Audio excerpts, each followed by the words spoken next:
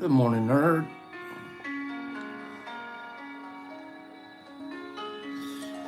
Nerd, is it cold there in Colorado? Is it snowing or what?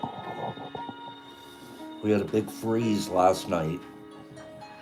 It's like the ice, just looks like the whole ground's ice.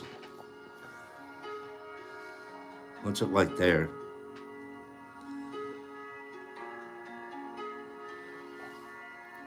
Okay. Don't even bother. Stay in bed until you don't have to get up. Snowing in Mass. Good morning, everybody. 75 and sunny. Stop showing off, CCS. Show off. 75. I haven't seen 75 since August.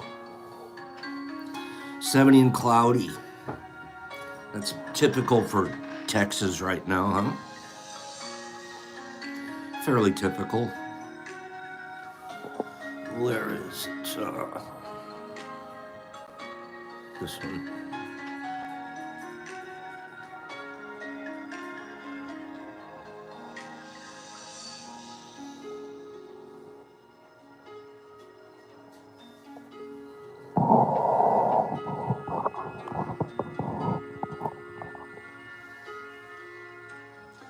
Alex Trebek? We're quoting Alex now. Alex Trebek thinks this. I'm kind of agreeing with Alex. He's a very, very neat guy. Good old Alex. They once took a poll, and the second most, this is a true poll. They did a poll of the most trustworthy people in the United States. People that if they told you something, you would believe it. And Santa Claus was number one. Santa Claus, which cracks me up because it's like a mythical creature, but if he told you something, you'd believe it. Okay? Alex Trebek was number two. Alex came in second behind Santa as the most reliable, if they told you something person. How do you like that? How can we put Santa even on the list?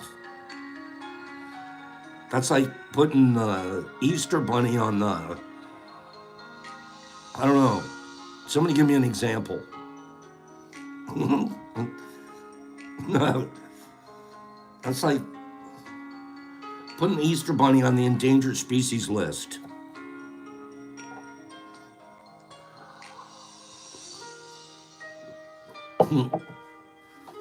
Alex Trebek. Awe. If you can't be in awe of Mother Nature, well, by golly, there might be something wrong with you. Okay. Hamburglar belonged on that list. Yeah, very trustworthy. How about Wimpy from Popeye?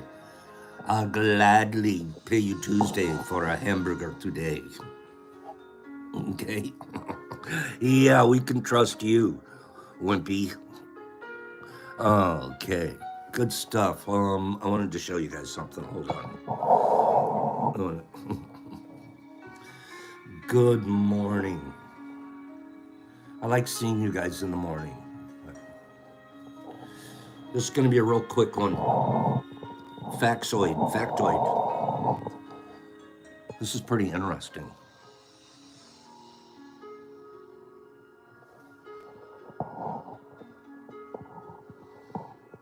Why polar bears' fur doesn't freeze.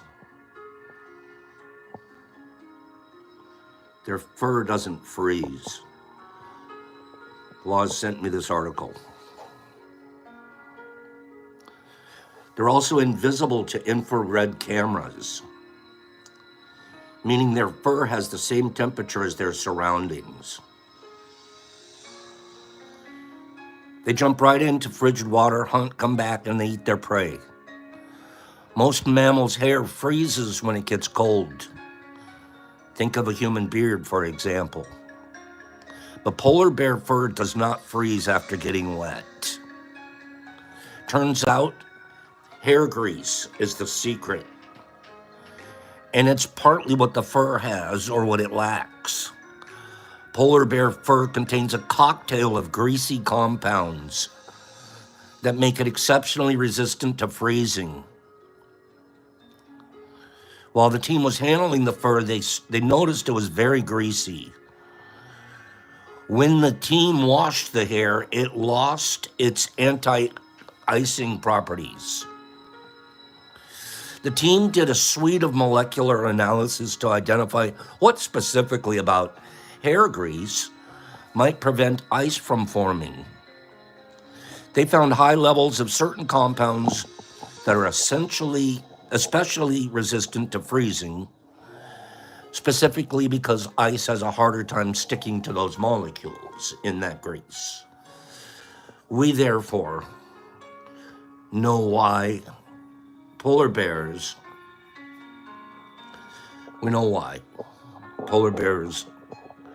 fur doesn't freeze.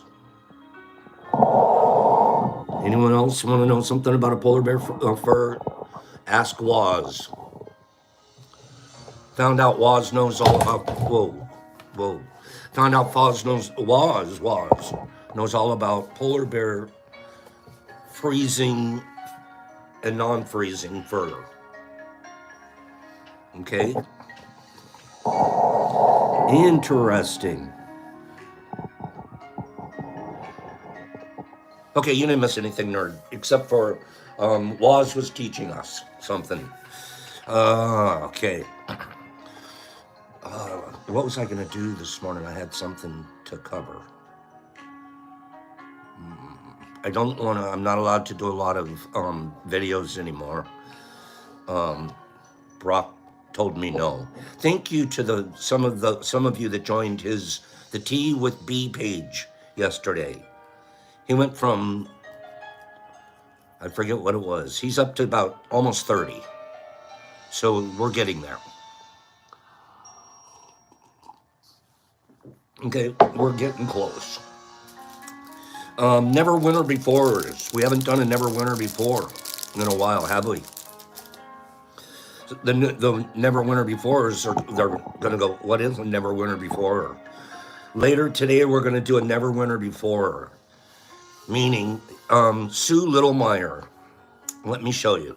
I'll show everybody one more time today. And thank you for asking.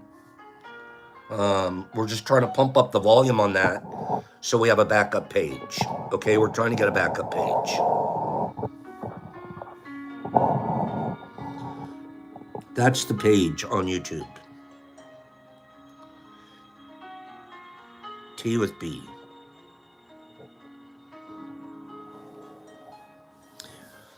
I'm not sure if it'll work if you do a small T instead of a capitalized and a small b, but this is what he told me it is.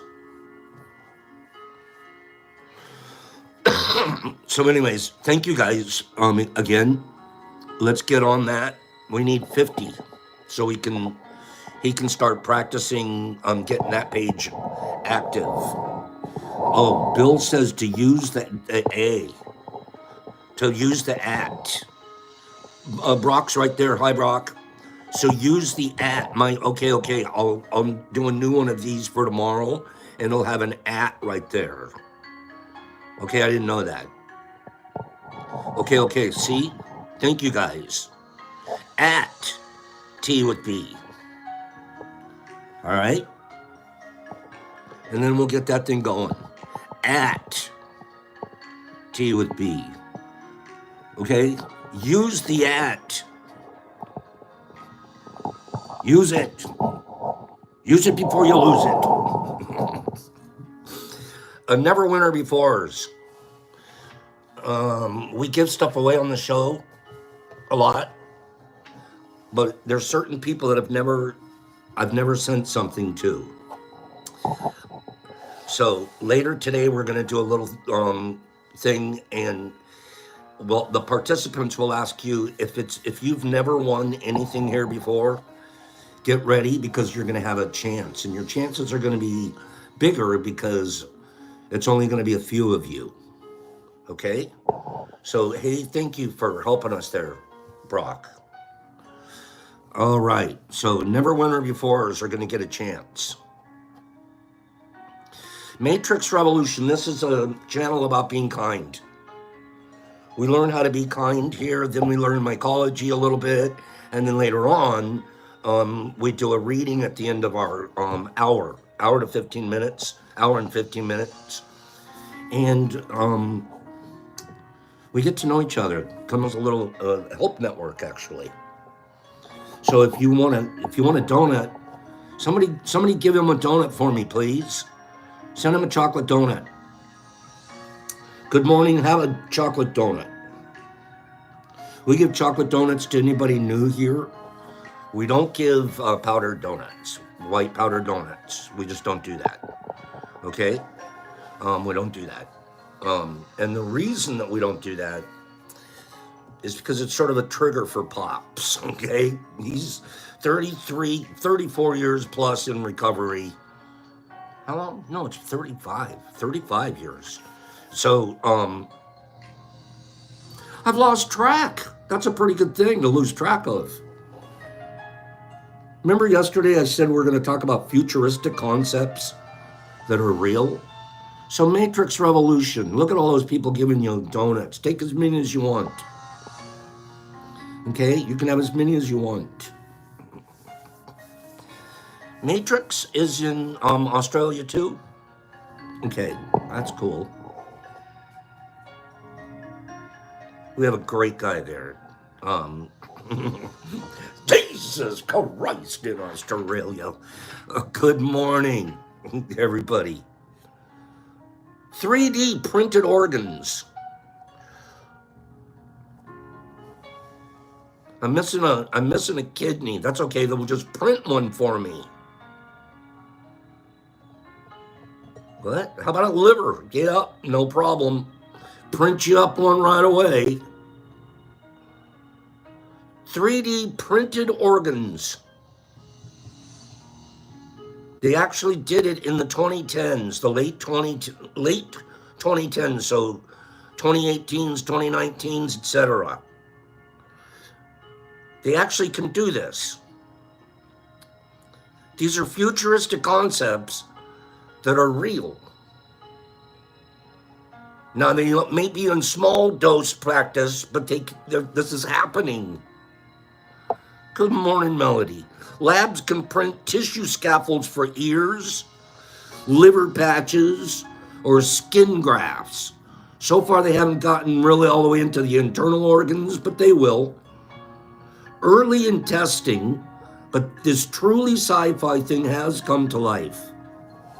Print me up an ear, would you? Flying taxi drones. No, there's not really such a thing, Pops. Yes, there is. Dubai, in 2017, started experimenting with actually jets and flying around taxis. Really. Autonomous air taxis from companies like eHang or Volocopter. Been running test flights. Commuting above traffic.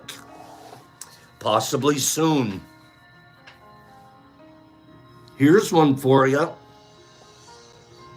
The Hyperloop. We all know who made that one up. Elon Musk, don't get political with me. I'm not going to get political about it. In 2013, he did it. Pods in low-pressure tubes speeding at 700 plus miles per hour. You get in a little pod, you stick yourself inside of a tube, you're almost like you're doing a deposit at the bank. You're doing a deposit at the bank. Boom! You're there. 700 miles per hour. Various companies test prototypes, but so far there's no full passenger lines open. It's coming. Get in the pod. You'll be 700 miles away in an hour. Like I could be to your house in less than an hour. Robot waiters. Doing it in South Korea. Robot waiters. Some cafes have rolling servers delivering coffee. There goes the coffee machine rolling by, rolling up and down the aisle. And all you have to do is, wait, hold on a minute. The machine stops, comes over to your table, and you get yourself a cup of coffee. They're doing it with dessert, too. Apple pie cart going by. It's almost like, the automatic vacuum cleaners? You know what I'm talking about?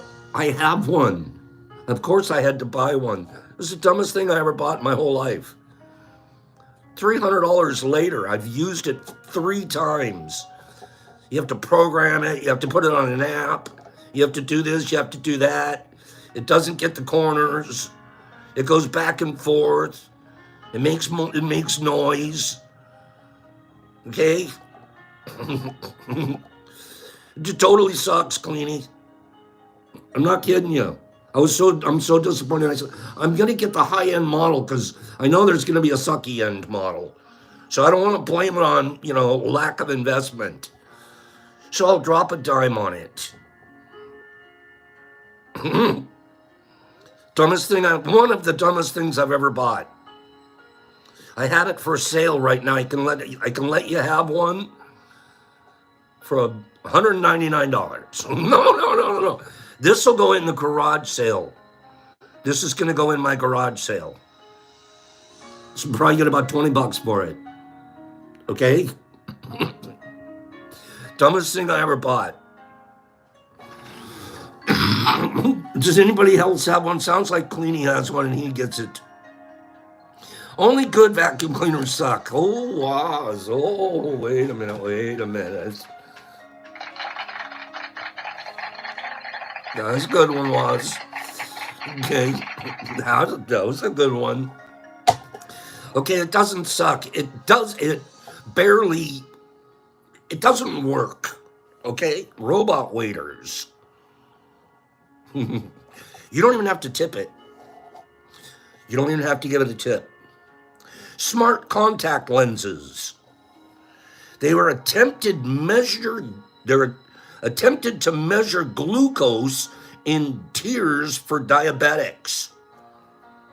You put in a smart contact lens, and it's gonna measure your glucose.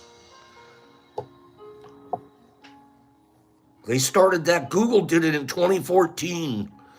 Early prototypes faced challenges, but it hints at a good future. Okay.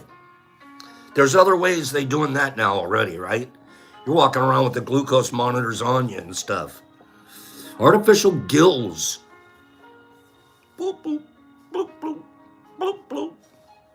Claimed to filter oxygen from water for swimmers. Most experts say it's unfeasible with current technology, but some prototypes are being made.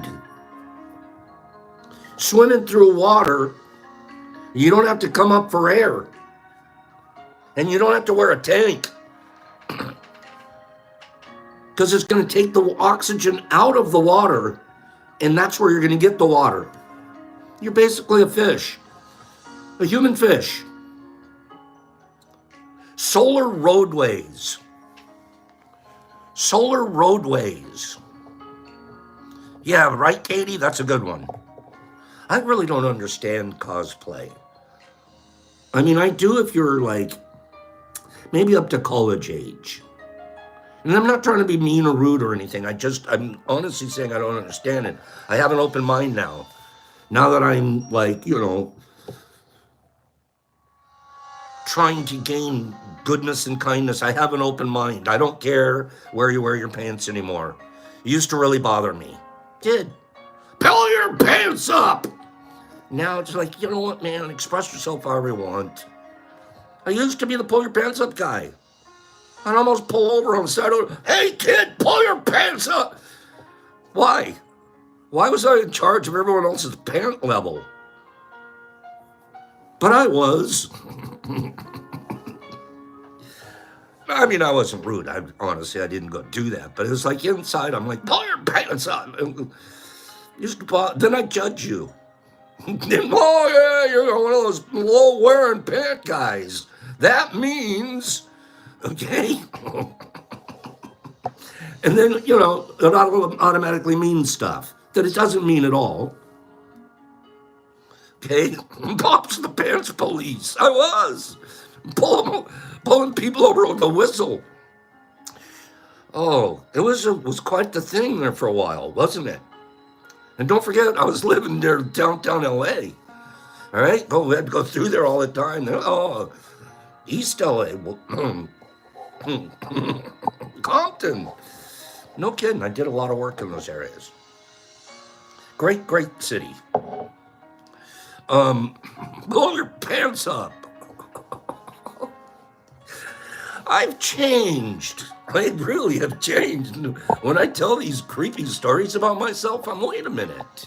You haven't worried about anybody's pant level in a long time. You're doing good, okay?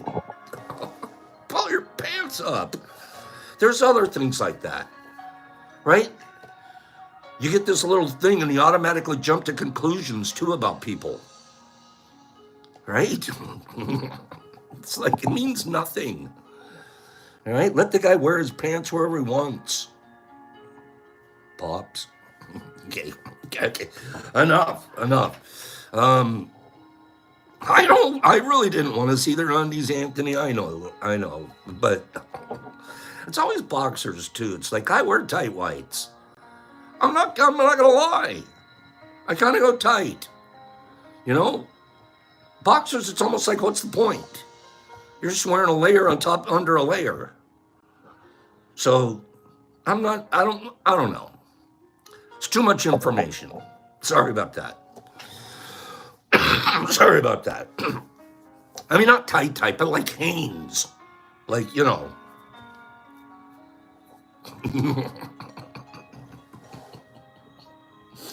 Oh, Pops. What am I talking about? Why am I talking about this? Okay, Jesus Christ.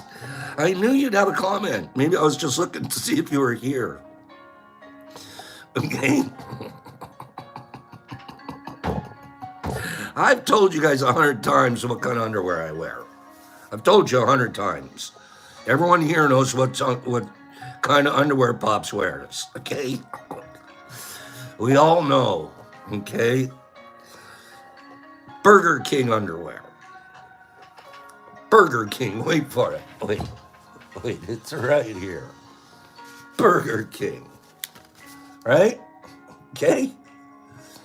I wear Burger King underwear. You know why? Home of the Big Whopper.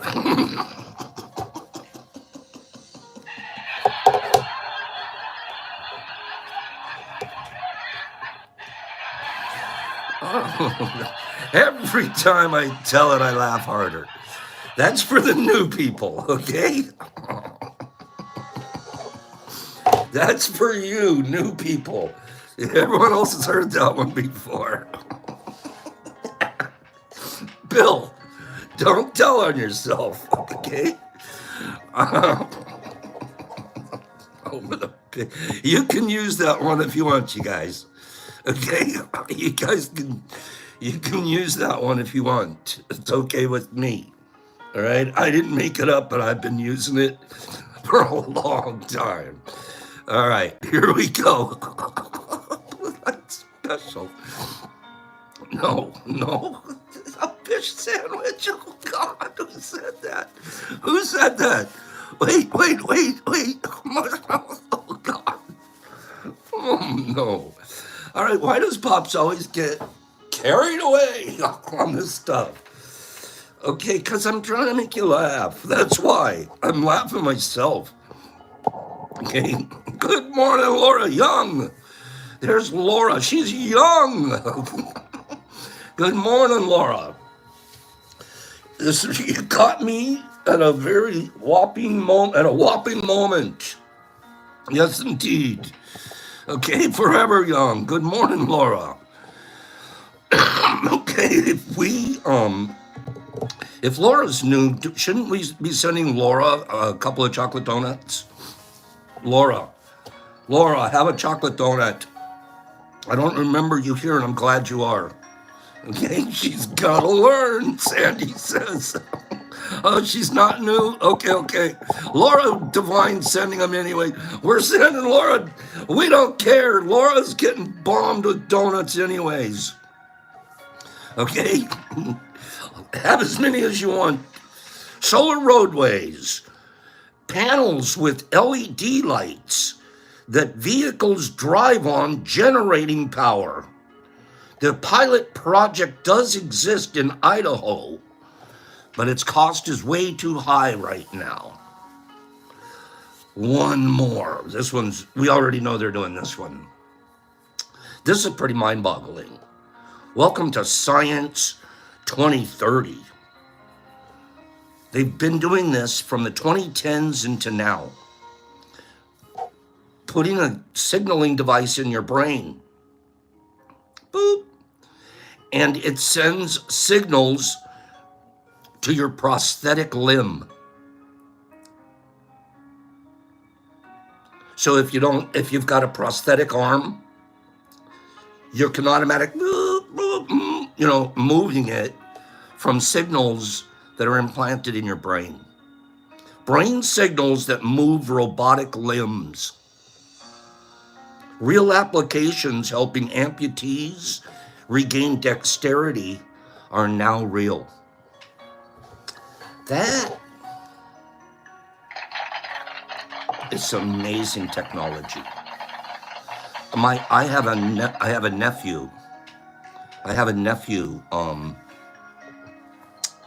who has a PhD in biorobotics.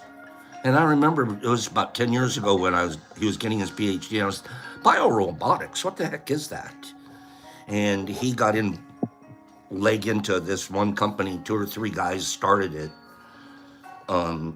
for this exact purpose. And it's just absolutely flourishing because it's working for a lot of people. A lot of people are getting real world applications for biorobotics. It's pretty darn cool. So that's just a little note there. I wanted to, let's see, here we go.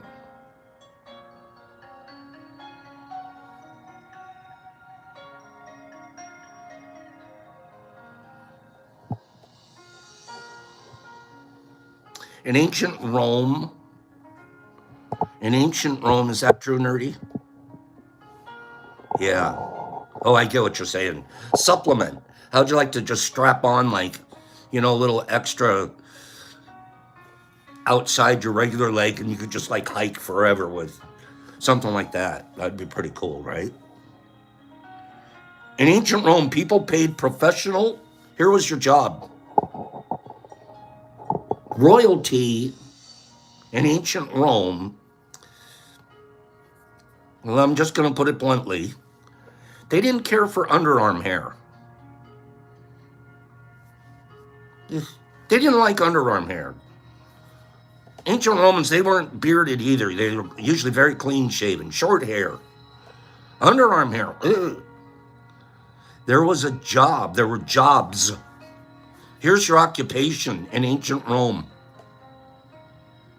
You're an armpit hair remover. You pluck armpit hair. Or we feed you to the lions. In Japan, I have to go here. Okay? Yeah, they had to pluck them, Lynette. Yep. In Japan.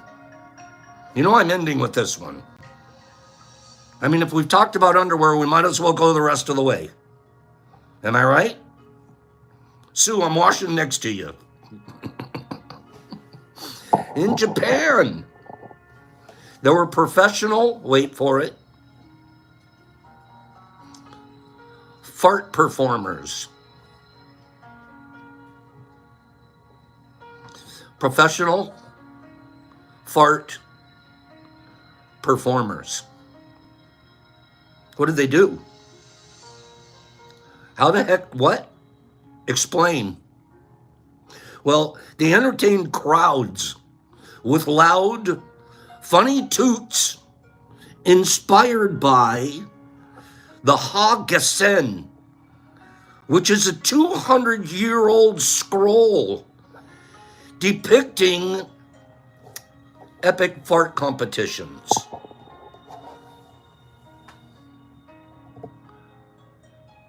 They keep track of them on a scroll. The more epic competitions.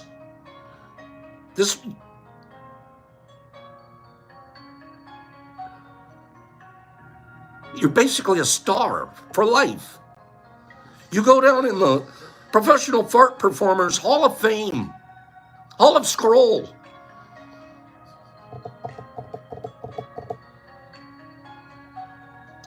We'll have to look more into that. Is it a single rip? Is it like, what are they doing? Singing songs? What's a good performance? What would a good performance be? What would an epic performance smell like? Funny toots. We'll have to get back to you on that one. Okay? Real soon. Meanwhile, we're going to change the topic completely, and we're going to go from underwear and farts. Let's do a giveaway. Never winner before. Never winner before. If you've never won something here before, if I've never sent you something as a winning prize, then I'd like you to participate in this giveaway. If you have won before, please respect the ones that are going to try that have never won before. Okay? So, what we're going to do for the never winner befores, I have this little machine with numbers 1 through 50. I push a button and I get a ball down at the end of this thing. And whatever that number is, the first person to have the number on my screen is going to win this. But don't say anything yet. Never winner befores. You're allowed to put 3 numbers on one line at one time. For example, 3, 15, 27. And that'll be your 3 choices. And you're going to try to get the number that's in the chute. Okay? So go ahead and give me your numbers now. Never winner befores only. Give me any 3 numbers. And just do it once, and then if we didn't get anybody get it, we're going to do it again. All right? This is for anybody that's never won before. And this is a really nice little package of buttons. Okay? Never winner befores. There aren't that many here. That's good. I like this. I like the sound of that from my end. Okay? Never winners befores. Okay? If you've already given a number, go ahead and do it again. There aren't that many of you. Keep firing numbers. Keep firing numbers. Never winner befores. If you already guessed 3, they weren't the right 3, do it again. Keep going till somebody gets it. Who's driving the white Ford Escape? Never winner befores. Keep giving me numbers. Never winners. Now, we can all see, this is kind of mean, but it's true. We can all see now. we can all see now why they're winningly challenged, these fellas, girls. We can see why they've never won before. Okay? Keep going. Numbers between 1 and 50. Never winner befores are winningly challenged, I mean. Okay? There's a reason you've never won before.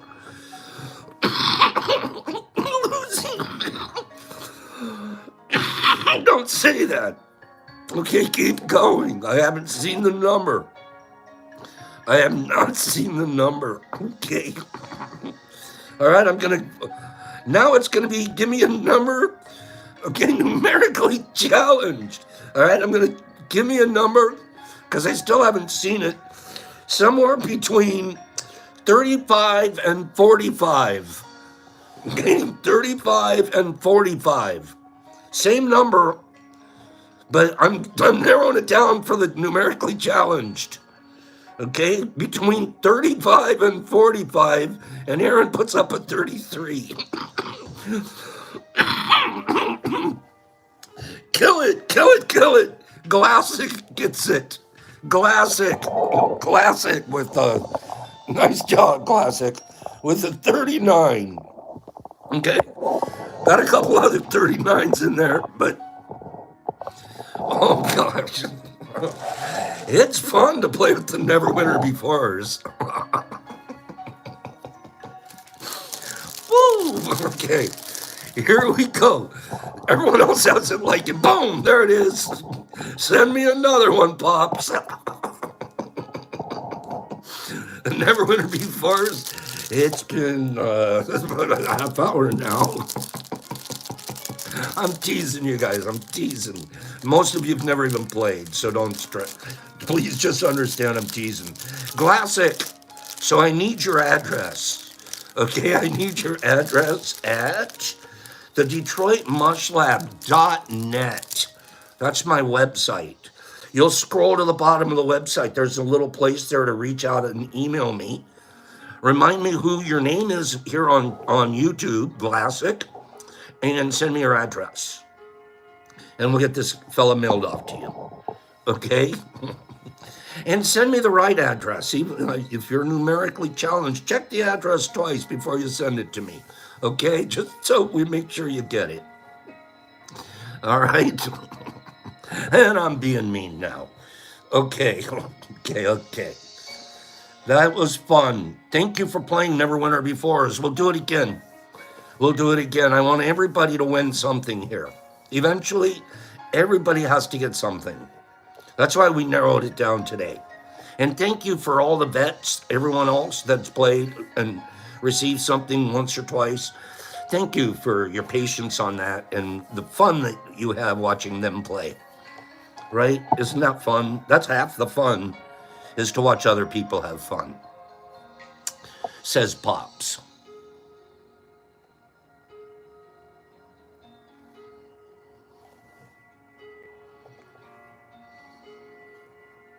Awe. We were talking about awe yesterday in the psychedelic experience, right? Let's get back to that article. And we might even have a little more to say about this tomorrow, because I started researching awe more than this one article made me do it. And awe it's awesome. Awe.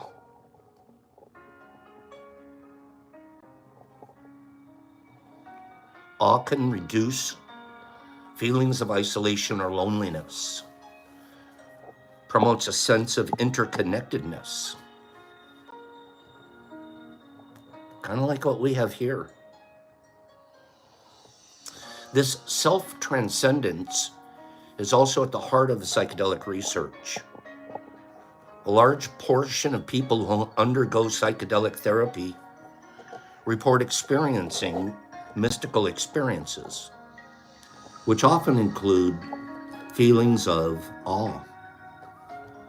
Although mystical experiences may bring to mind religious or spiritual connotations, that inherently conflict with the scientific paradigm, these experiences, whether reached through psychedelics or meditation, have been objectively tested in psychological studies to show having a lasting impact on our psychological functioning. Times of awe leave a lasting influence. Awe helps you think creatively. It helps you be rigorous in your thought. It calms your body and makes it receptive to the world. Awe reduces stress. It makes you feel connected and reduces loneliness.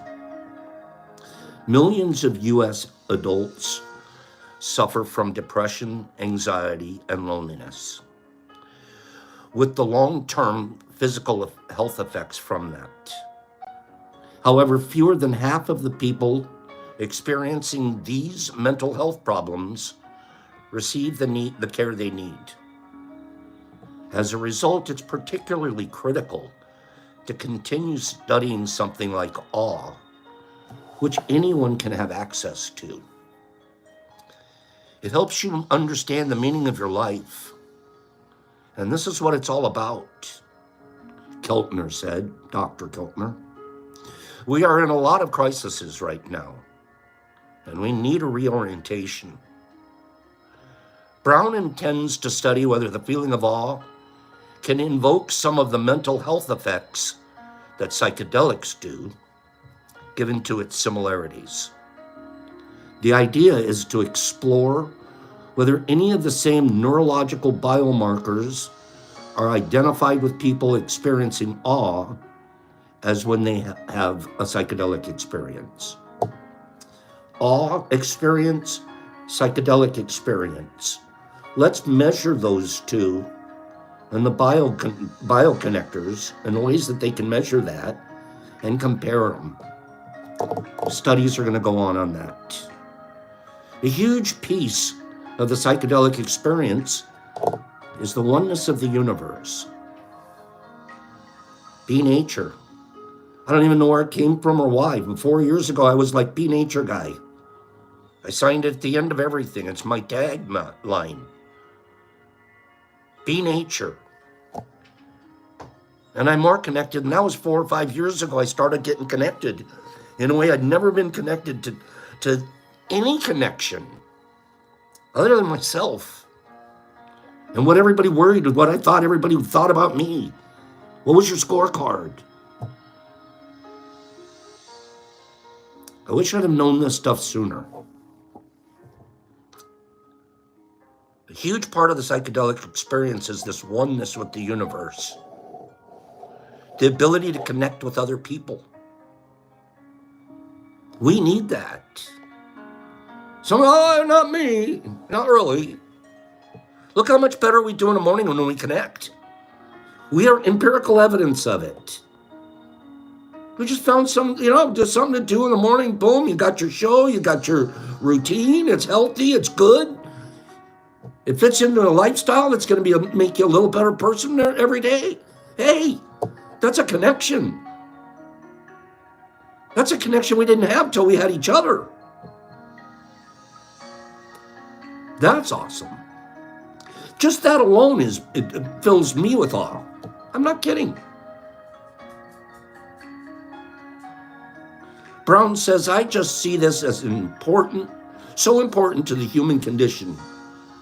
And given how many people have depression and anxiety, this is literally a public health case for research for sure. Think so? Give me 5 people that think, yeah, we've definitely got a public health issue with our mental health care. A lot of people suffer. They're not hearing a message every day. They're not. They're isolated somewhere. They're closed up. They're peeping out curtains. They don't know how to climb out of it. And that number's growing. The same instrument that you and I are using right now to connect in a positive way, they're using the same instrument to feel worse and worse about themselves. I don't measure up. I'm not as pretty as her. I'm not as funny as him. I don't take as good a picture. I don't get as many likes. You sit there and feed that stuff to yourself all day long? No wonder it's hard for you to get up and get out and go do something.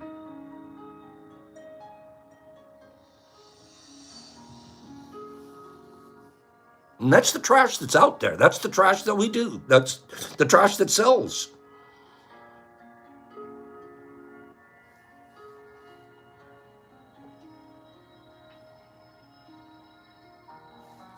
Awe is an emotion comparable to wonder, but less joyous. Am I right, Melody? Nerd, I admire everybody here. I admire everybody here because we're here. We care enough about ourselves to wake up and look at something bright. Laugh about a fart machine and Pop's underwear, and then let's get to work. Let's get to programming. Awe is an emotion comparable to wonder, but less joyous. Awe is modeled as a combination of surprise and fear. Thank you, Saul. One dictionary definition is an overwhelming feeling of reverence, admiration, even fear, produced by that which is grand, sublime, extremely powerful, or even godlike.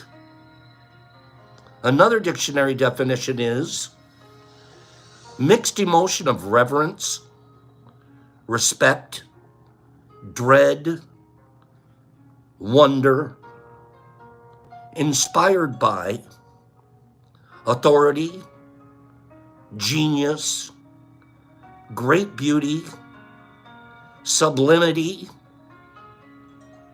or power.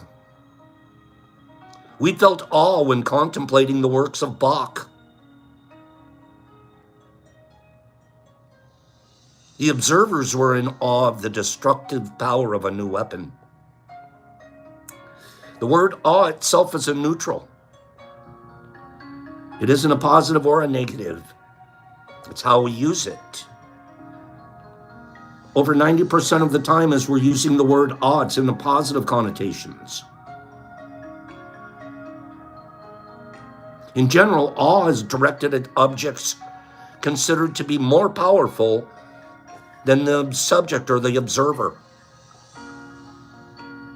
Remember what I said? I was watching you kids play the other day online as you were teaching each other how to grow. I was observing something greater than myself.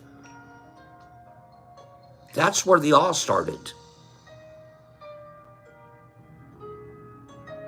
Something out there greater than myself brought me to awe. Awe is difficult to define, and the meaning has changed some over time. It used to mean strictly terror or dread.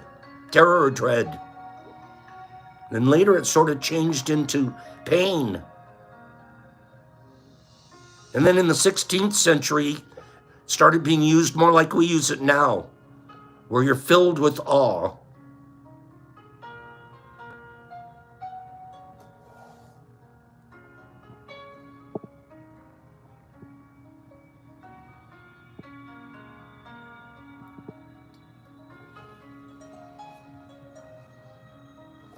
Awe and mental health.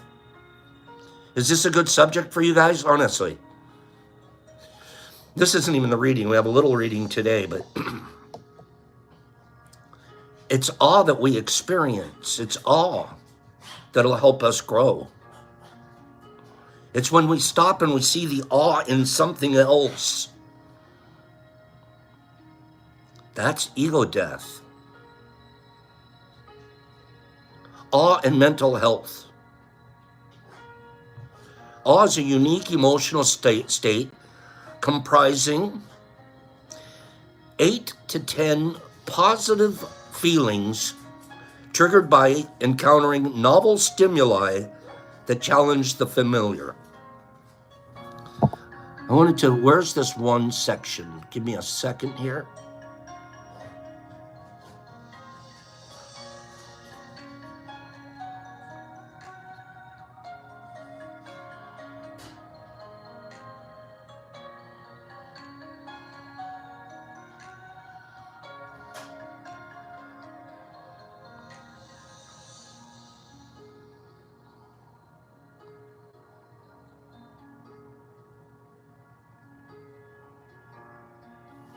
Awe involves 5 processes linked to well-being.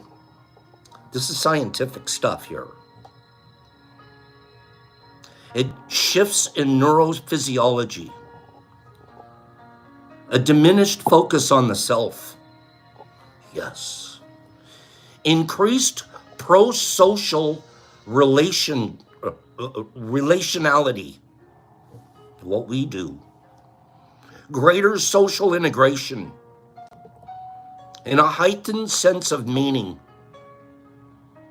Awe fosters optimism, connection, and well-being, excuse me, while reducing anxiety, depression, and social rejection. For me, it would be very hard to feel socially rejected if I'm experiencing awe. I'm standing at the edge of the Grand Canyon and I'm just like in awe. I really don't care what anybody else around me thinks about me right now. My mind isn't on me. My mind is on awe. And I'm getting connected to something bigger and greater than me. In the same set of experiments, the researchers had participants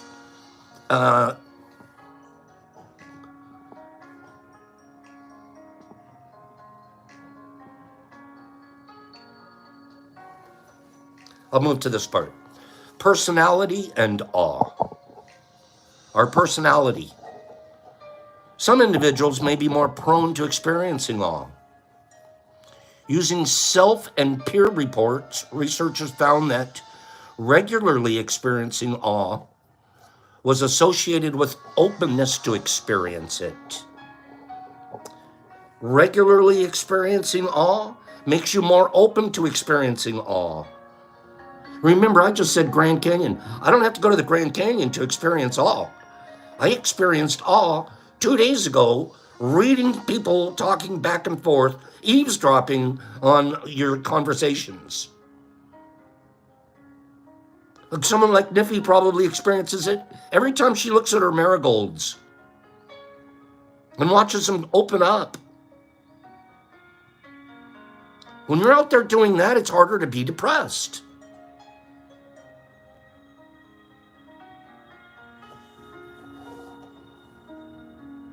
Later studies found people who regularly experience awe, they're called awe-prone.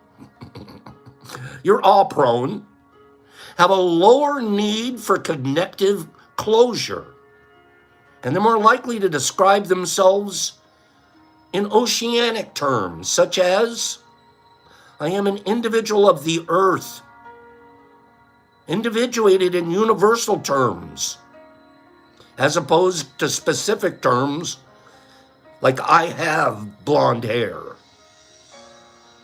You don't describe yourself in personal terms. You're describing yourself as connected to greater than youth terms. Those are awe-prone people. And you have a couple more things here about awe.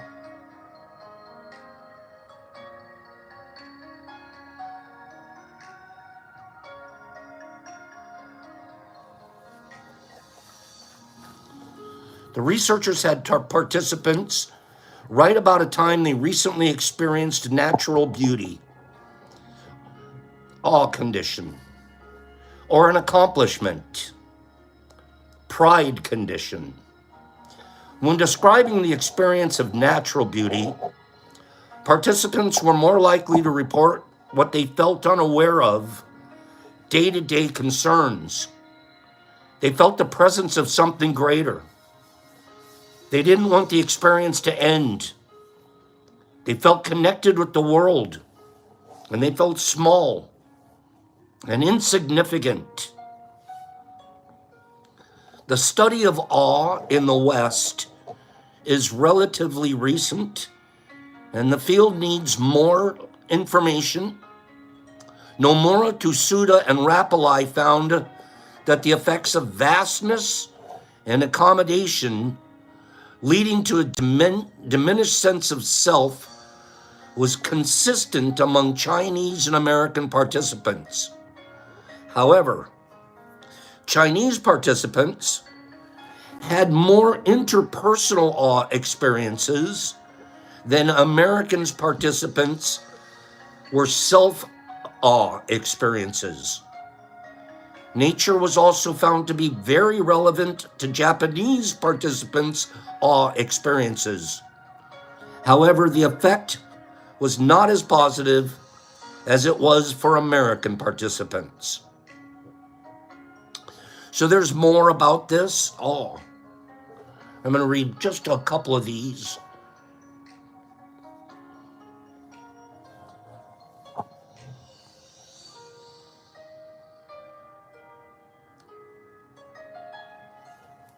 Awe is the beginning of wisdom. Awe is the beginning of education. I thought about that for a minute. How's awe the beginning of education? Why? Because if I experience awe about something involved, I have an awe experience, I want to know more about it. I want to know more. So that experience of awesomeness compels me to learn more. It's the beginning of education. And I'm sure wisdom's coming with it. Always be on the lookout for the presence of wonder.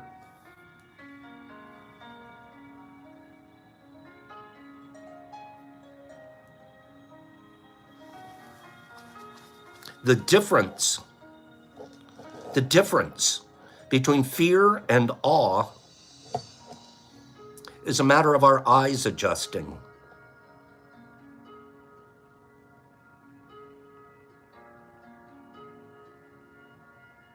That's a pretty good one. The difference between fear and awe is a matter of our eyes adjusting. So that's our study on awe. Let's do a reading here today. And we'll let you guys have a wonderful rest of your day. We're in the book, The Magic of Surrender. Right? Isn't that great, Niffy and Sue?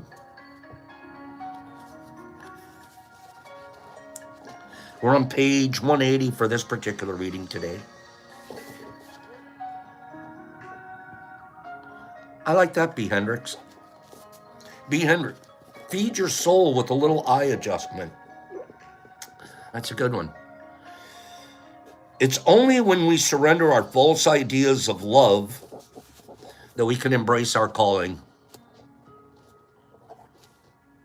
I'm reading pretty much straight out of the book. Mom loves you, but be a good girl. I love you, but only if you love me the way I want to be loved back. God loves you.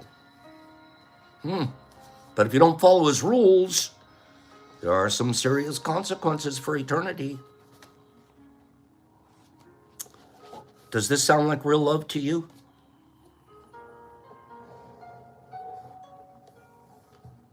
What do you think? Does that sound like real love?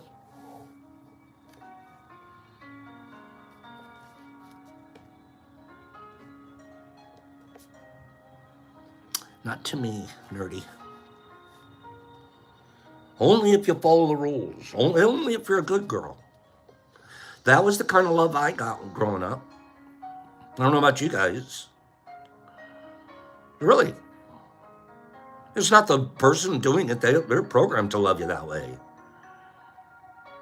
There's a transactional, right, Pliny? Does that sound like real love to me? No.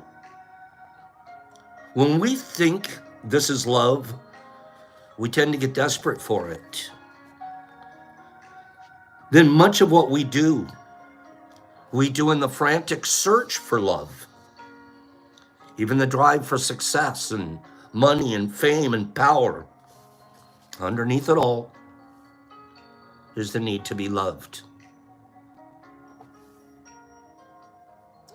It's literally my story. I didn't experience as a kid. Well, fed, clothed, educated, never safe, always, never in harm's way. They didn't bathe us in love. They didn't know how. Missing ingredient in as the biscuit's being made. So what do? You spend the rest of your life looking for that ingredient. When we mistakenly think love is conditional, we hold it back. I did that. I told you guys I did that with Brock. When you're better in school, when you've got a better job, when you're doing better at this, when you're better, I'll like you more. Mm-hmm. Guess I experienced that myself.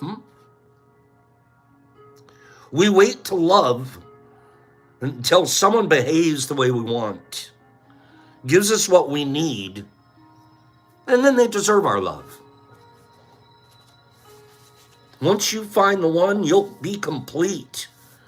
Without your lover, you're nothing.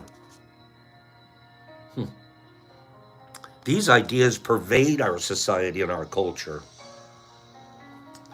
Think about Trisha Yearwood's "How Do I Live Without You?" Or think about Romeo and Juliet. Think about Jerry Maguire. Pretty much every romantic comedy ever made, in fact, every movie ever made. The kind of love Hollywood presents is, if I need you and you need me, why then we're in love.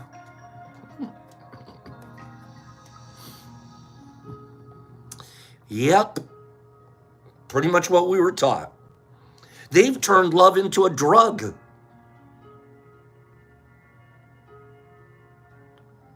Our society's turned love into a drug. We need it. We crave it. We wither away without it. That's not love. That's codependency. When you buy into that version of love, you can be sold. You can be sold that you're not enough. So you need the lipstick to be desirable. So you have to drive the car if you're worthy. So it had to be the fastest and the newest. If you wear the clothes, you'll be accepted. The idea of love feeds on the consumerist mindset, and it keeps our economy running. But true love does not have a list of requirements. A combination lock that if someone gets it right, your love can finally be unleashed. Nope. True love is freely given, with nothing expressed in return. Third agreement, no expectations. If you're doing and giving and creating with no expectations, You're fostering love.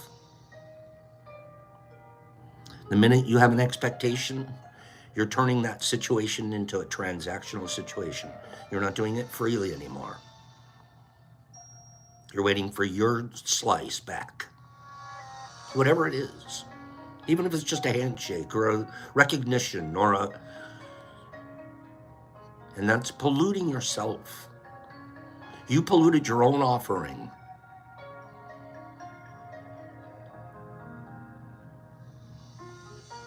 With nothing expected in return. Love is not dependent on external factors. Love is, listen to this, love is a choice. Love is a choice, an inner moment by moment decision.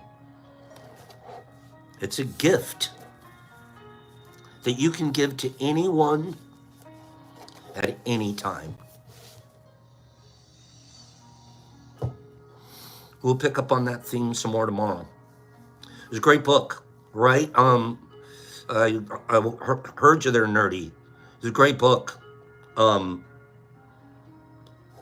puts it in such readable terms, makes it so easy to understand, and absolutely, I totally get it.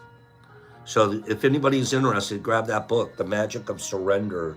I'm pretty sure it's got to be on Amazon or something. Kieran sent this to us. And I'm skipping around as I read, but I'm finding things that I think are current and relative to the things that we talk about here. So, D. Anderson, you're reading it too? Good job. See, my guys are reading. I love readers. Okay. Yeah, nerdy. The library's a really good idea. That's a really good idea, Rodman. I like that a lot. Our libraries are dying because we don't use them, and instead I'm buying them off of Amazon. Brock walks down to the library, comes home with a whole parcel full, and I'm like, that's so cool. I'm not walking down there. Anyways, I give him a list now. Hey, pick me up on this one and this one too, would you? The other day, he went down there, this is no lie. He brought my, I didn't know it. He was trying to do me a solid. He has access to my wallet, no problem, right? He took my driver's license, and he went down to the library when he was doing his regular library run, and he tried to get me a library card. He's trying to get a library card for the old. Can I get a library card for this guy? He can't really make it down here. Well, what do I need a card for then? But he did. He was like, I'd like to get him a library. He was trying to surprise me with my own library card. Maybe he was trying to get me to drive him down next time. Because you got a card now. But no, it didn't work. It didn't work. He came back and he gives me my card. He's like, hey, I tried to get you a driver. I'm like, can you go get me how about get me a new driver's license? Can you go do a test for me? So, he doesn't want to be stuck with my fines. Put them on your own card, Pops. How do I live without you? I want you to know. How do I breathe without you? If you ever go, how do I ever survive? Oh boy. Oh, how do I live? Oh jeez, I didn't know it was in the hallway. Oh jeez, what a couple of goofballs at this end. Okay, sing that, Trish. Okay, have a great day, you guys. Pops, peace. Brock, peace. Guys, go have a great day. 4 things, keeping it simple.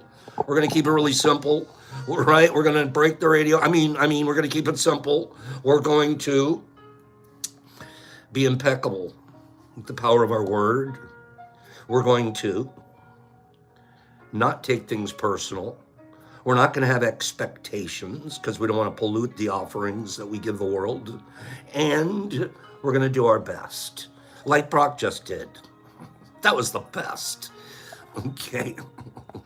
Rodman and Melody and Billy D and Sanum and Clean Grow and HP and Lynette and Sandman, oh, hello Sandy, and Justin Robinson and Married Michael, hello Married, and Joe Tees and Billy T and Derek Anderson and Aaron and Nifra Mama My Girl and Mello and Melody Dawn and Michael Patterson, Sean T, my friends, Catzilla Meow, Jesus Christ in Australia, Mr. Phillips and Four Leaf, JW Owen, Marcus, good job, Doc, Marcus, Doc, Laura, have a divine day, Marky Z, Herbie, keep it simple, Married Michael, D. Anderson, Sue Littlemeyer, Shy, Nippy, Jesus Christ, Classic, and Oreo, and Marcus McCarty, there he is, Kimberly, and Nerd, and Summer Wheat, and Notorious, and Calico Kid, and Herbie, and 5280,